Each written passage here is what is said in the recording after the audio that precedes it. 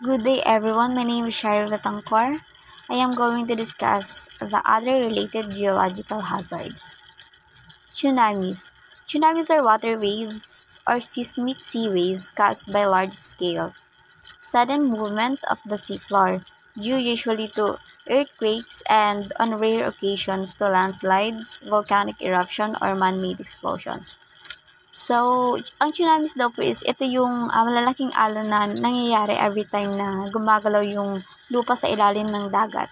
So, halimbawa, nagkakaroon ng earthquake and ang mga kadalasan din na rason kung bakit nagkakaroon ng tsunami kapag may landslides, volcanic eruptions, or man-made explosions.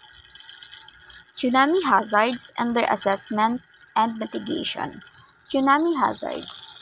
Tsunamis are earthquake hazard that can cause significant damage thousands of kilometers from faults. They travel at speed of up to 900 km per hour and can reach heights of 25 meters. The effects of tsunamis can be amplified by the local shoreline and sea bottom configuration. Historical records are crucial to determine if a specific section of coastline has been affected and the elevation reached. Seashells similar to tsunamis occur on elongated lakes and less than 3 meters high. They can cause structural failure and flooding in low-lying areas. So, this discusses tsunamis which are triggered by earthquake and can travel long distance at high speeds, causing extensive damage. They can reach heights up to 25 meters and their impact can be influenced by the shape of the shoreline and sea bottom. Historical data is important for assessing their potential impact on specific coastlines. Additionally, it mentions seashells, which are similar scale phenomena occurring in lakes, causing flooding and structural damage in nearby areas. Tsunami hazard assessments. Estimates of future tsunami risks are based on past tsunami history and tsunamigenic earthquake prediction, with local conditions influencing results. Available resources include historical tsunamis and tsunami research. This is how experts predict future tsunami risks. They analyze past tsunamis and predict earthquakes that could cause tsunamis, considering local factors, and they gather data from historical events and ongoing research to assess the potential danger. Mitigating the effects of tsunamis. The Pacific Tsunami Warning Center can warn local populations of tsunamis, but they cannot prevent destruction. To mitigate tsunami effects, identify areas at risk and apply stringent controls.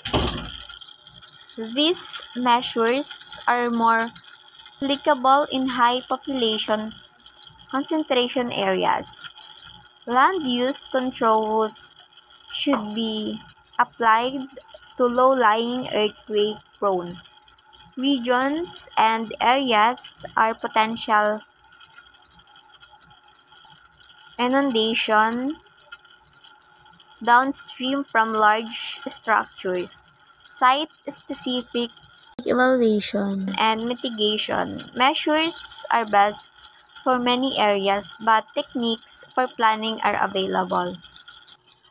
It is explained that while the Pacific Tsunami Warning Center can alert people about tsunamis, they can't stop the danger.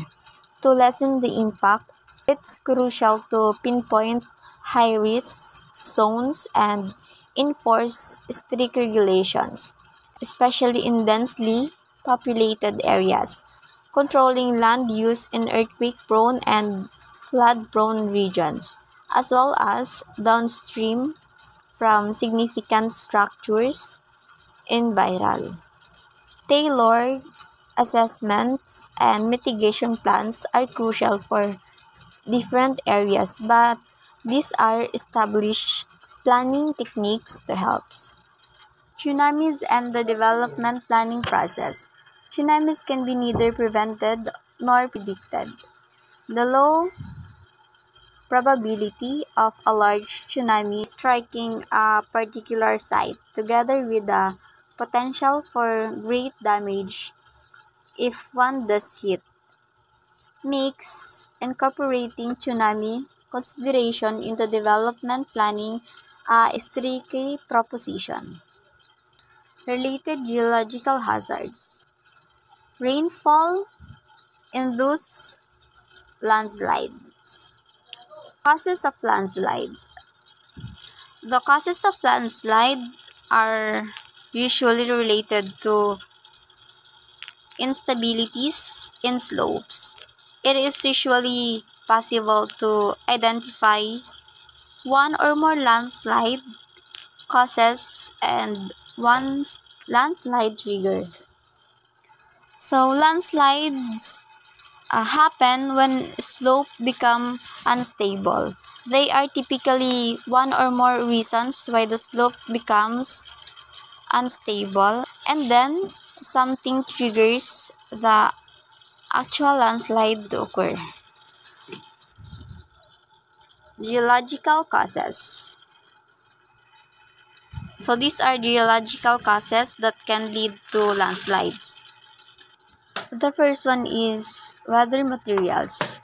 So it is a rock and soil that have been broken down by weathering are more prone to sliding. Shared materials. Rock that have been shifted or moved along a plane due to tectonic forces or prone to sliding. Jointed or fissures materials. Rocks that have natural rock or fractures are more susceptible to sliding. Adversely orientated discontinuities. Geological features like faults or fractures that are oriented in a way that promotes sliding. Permeability contrasts. Differences the ability of rocks or soil to absorb water can create conditions where some areas become unstable. Material contrasts. Variations in a composition or rock composition of rock or soil can lead to differential stability, where some layers are more prone to sliding than others. Rainfall and snowfall. Heavy precipitation can saturate the ground, increasing its weight and friction, making it easier for materials to slide. And lastly, earthquakes.